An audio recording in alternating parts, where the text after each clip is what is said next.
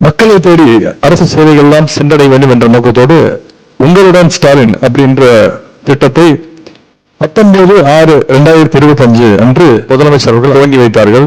கிராமப்புறங்கள்ல இந்த முகாம் மூலமாக 15 துறைகளின் வாயிலாக 45 சேவைகளும், நகர்ப்புறங்கள்ல 13 துறைகளின் சார்பாக 43 சேவைகளும் அரசு நம்முடைய மக்களுக்கு கொடுத்து வருகின்றது. இந்த முகாம்கள் மூலமாக கலைஞர் மகளிர் உரிமை தொகை திட்டத்தின் கீழ் மனுக்கள் ஏற்கப்படும் என்று முதலமைச்சர் அவர்கள் அறிவித்திருக்கிறார்கள். நவம்பர் 15ஆம் தேதி வரை 10,000 முகாம்கள் நடத்தப்படும் என்று அரசு அறிவித்தது. நேற்றைய தினம் 15/10/2025 வரை இதுவரைக்கும் 9,055 முகாம்கள் நடத்தப்பட்டிருக்கின்றது. பொதுமக்கள் மத்தியில் இந்த முகாம்களுக்கு மிகப்பெரிய வரவேற்பு இருக்கிறது. இதுவரைக்கும் இந்த உரிமை தொகை வேண்டி 28 லட்சம் மகளிர் உங்களுடன் ஸ்டாலின் முகாம்கள்ல விண்ணப்பங்களை அளித்திருக்கிறாங்க. உங்களுடன் ஸ்டாலின் முகாம்கள் நவம்பர் 14ஆம் தேதி இந்த ஆண்டு முடிவடைய இருக்கின்றது. இதற்கிடையே புதிய உரிமை தொகை கோரி பெறப்பட்டுள்ள விண்ணப்பங்களை வருவாய்த்துறை மூலமாக ஃபீல்ட் இன்ஸ்பெக்ஷன் செய்யப்பட்டு வருகின்றன. இந்த பணிகள் அனைத்தும் நவம்பர் 30ஆம் தேதிக்குள் முடிவடையும் என்று கூறிக்கொள்கின்றேன். முகாம்களில் பெறப்பட்ட விண்ணப்பங்களுடைய அடிப்படையில் தகுதியான மகளிருக்கு வருகின்ற டிசம்பர் மாதம் 15ஆம் தேதி முதல்